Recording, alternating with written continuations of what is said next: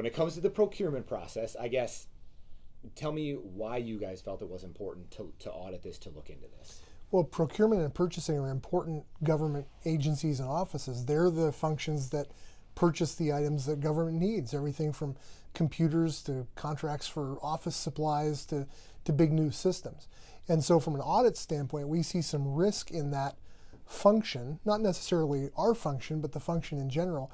And so we decided about a year and a half ago to recommend to the city auditor that be an area we look at, and this year it's on our schedule. So we're currently auditing the city's procurement function to look for risks and look for potential areas of improvement. You mentioned risks or improvement. Can you get into it all, sort of what you're looking at, as in like specific projects, structure, any of that? This audit is not focused on particular programs. I can talk about particular audits we've done I can talk about audits we've done in the past about specific projects and programs. The audit of procurement now is looking at the system, the structure, how the office is organized, what they're doing, the oversight that they have, as well as the role of city bureaus in helping identify the things they need to purchase and how they work through the procurement office with their needs. This is sort of a ask you to say something nice about yourself question, but as an office, why is it important that you're here to look at things like this? Well, auditing is a very critical function for any government or for-profit business, in that auditing looks at organizations to make sure they're achieving their goals, and we also are part of the oversight process to make sure that the programs taxpayers are paying for are operating as intended. Specific stuff, now that you guys Sure. Have looked at in the past, we'll start with that public safety revitalization project. Tell me a little bit about some of the problems you found with the cost on that one, if you will. It was an overrun, if I'm not mistaken. Sure. Within the PSSRP, the Public Safety System Revitalization Project, there were a number of components. Several of those were over budget. Several of them lasted longer than the intent of the project was to go. In other words, and I'll talk in a minute about the SAP project, which went from $14 million to $41 million. And the idea is that as government procures and manages contracts, they have to keep a close eye on both cost and on schedule, and to make sure that they're getting the performance that they needed. For example, within PSSRP, there were modules to do things like replace radios in police cruisers, or go to an in-car computer system officers could use to look up addresses.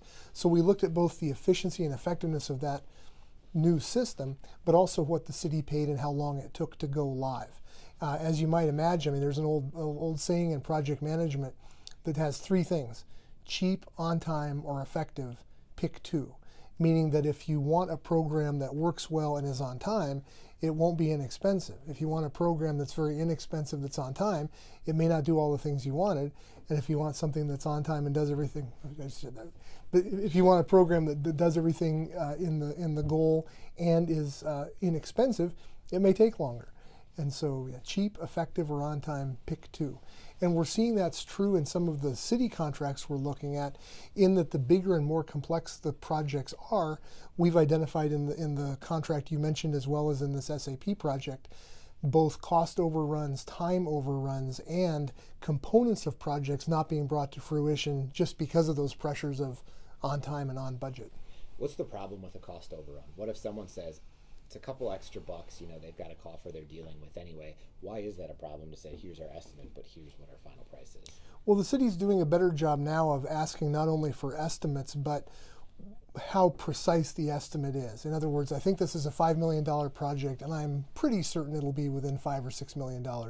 As the project moves along, they'll say this is a $5 million project, and I'm very certain it will be within $5 to $6 million.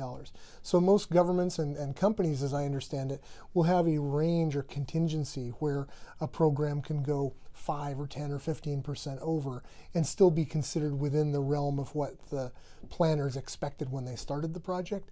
Our concern is with projects that go from, say, 14 million to 41 million, where it's double or in some cases triple the original estimate. Then the question is, where did we go wrong? What program was added, or what outside factor caused the costs to go so high?